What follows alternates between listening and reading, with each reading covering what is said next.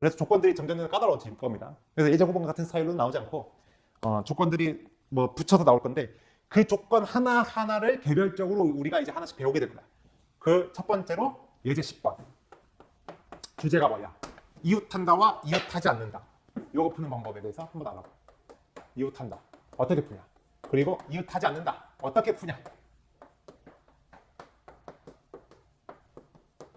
자, 이걸 갖다가 푸는 방법에 대해서 우리가 알아보겠습니다. 자, 첫 번째입니다. 이거 중요한 겁니다, 이거. 알겠죠? 조건으로 걸기에 상당히 좋은 그런 주제이기 때문에.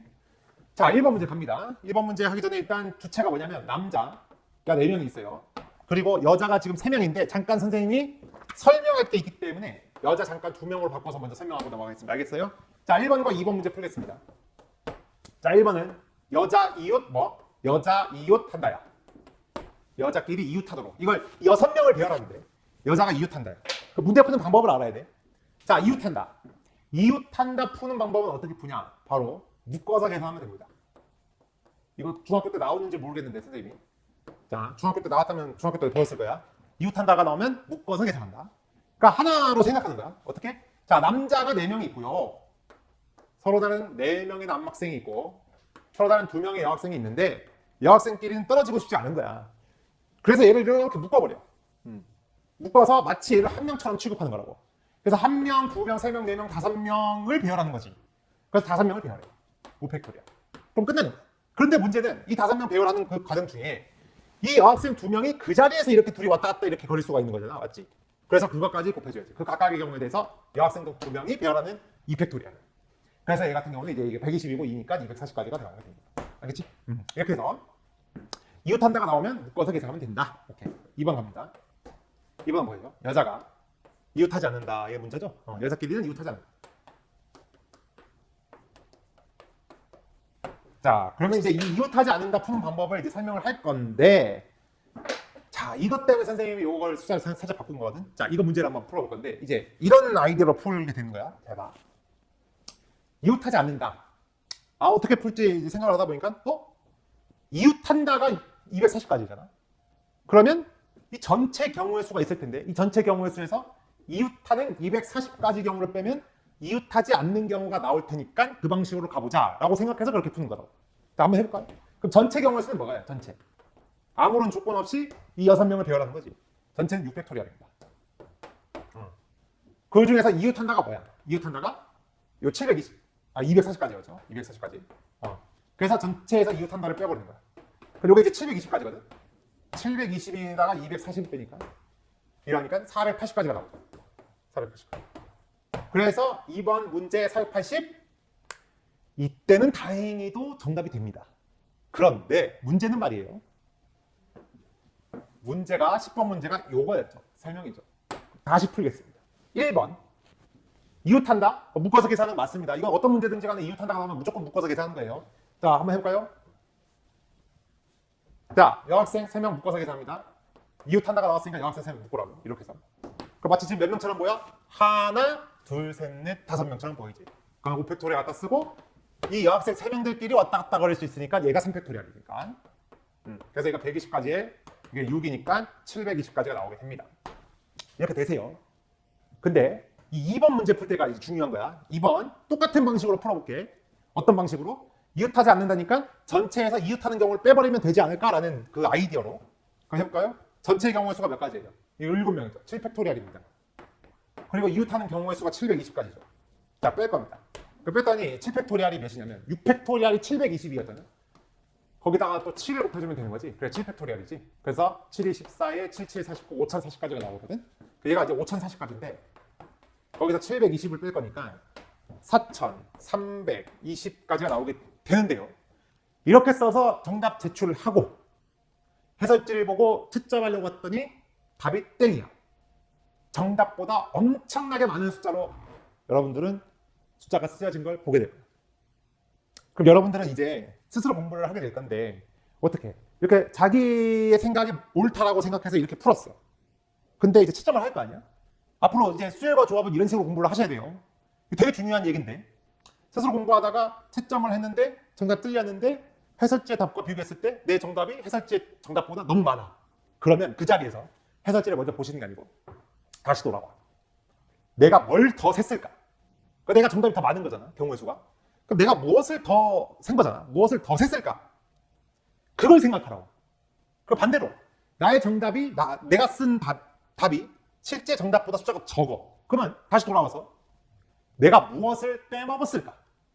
그런 거를 생각하는 습관을 시간이 남을 때 연습을 많이 해두셔야, 그런 생각을 많이 해두셔야 나중에 이 순열과 조합 어려운 문제가 나오더라고요. 그리고 이 순열과 조합을 여기서 그냥 끝내버리면 안 됩니다. 나중에 이제 고등학교 2학년 올라가게 되면 확률과 통계라는 과목이 있어요. 거기서 또 나옵니다. 그리고 그 확률과 통계는 또 수능 시험 범위예요. 그렇기 때문에 그런 생각을 깊게 하는 습관을 지금부터 길들이시기 바랍니다. 선생님이 여기서만큼은 또 강조하고 싶은 말이 이겁니다. 알겠어요?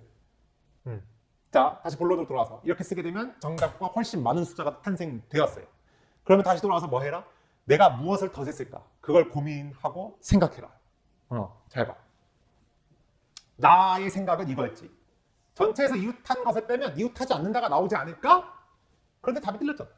그럼 뭐해? 나 맞는 것 같은데? 계속 생각해, 계속. 그럼 뭐가 틀렸을까?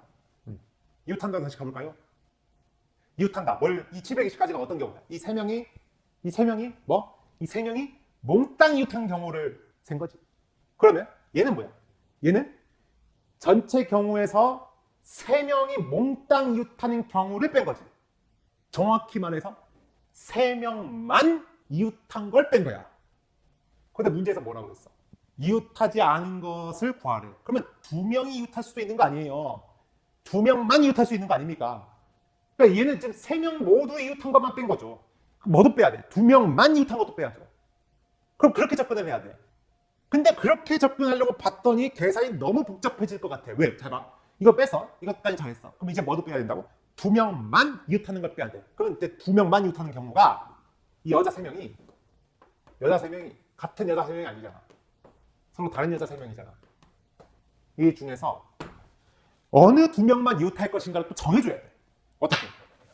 얘네들 이웃하고 얘 따로 떨어지는 경우 그 한 가지와 얘네들 이웃하고 얘 따로 떨어지는 경우 그 한 가지와 얘네들 이웃하고 얘 따로 떨어지는 경우 그 한 가지, 그 즉 세 가지의 경우에 대해서 또 다 계산해야 되는데 그것도 만만치가 않은 게 얘네들 이웃하고 얘 떨어지면 얘와 이 묶음이 떨어지는 경우를 또 어떻게 셀 거야?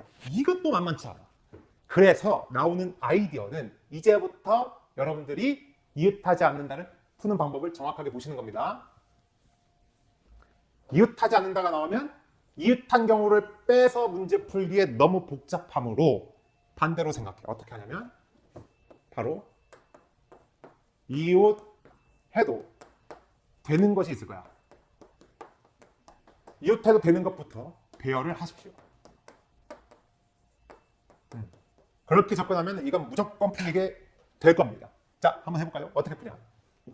여자가 이웃하지 말라 그랬잖아. 그러면 이웃해도 되는 건 누군데? 남학생이지. 그래서 남학생부터 배열합니다. 몇 명? 4명. 왜 남학생부터 배열하라고 하는 건지 먼저 알아보겠습니다. 일단 남학생 배열하는 가지 수가 4팩토리얼입니다. 그 남학생이 벌써 배열이 됐죠. 그러면 좋은 것이 뭐냐면 이제부터 이 남학생들께서 여학생들을 갈라놓을 수 있도록 하는 바로 벽 역할을 하게 될 거야. 그러므로 남학생부터 배열해놓고 그 사이사이와 바깥쪽에 여학생들이 한 명씩 들어가주면 되는 거죠. 그렇죠? 몇 자리가 생겼습니까? 서로 다른 5자리가 있는데 그 5자리 중에서 여학생 3명 들어갈 3자리를 선택하고 일렬 배열시키면 되는 거지. 그 경우가 되는 거야. 그러니까 여기 여학생들하고 여기 여학생들하고 여기 여학생 들어가면 어느 여학생도 이웃하지 않겠죠. 남학생들 사이사이에 한 명씩만 들어가는 거기 때문에 그 아이디어로 쓰게 되는 거야. 그래서 그 사이사이에 여학생이 들어가는 그 가지수가 5개의 서로 다른 자리 중에 3개를 뽑아 일렬 배열이므로 5P4. 그래서 얘네들을 각각에 대해서 곱해주시면 되는 것이다. 그래서 4팩토리얼이 24가지고 5P3이 5, 4, 3 곱하는 거니까 60가지거든. 그래서 최종 정답은 6, 4, 24에 6, 22.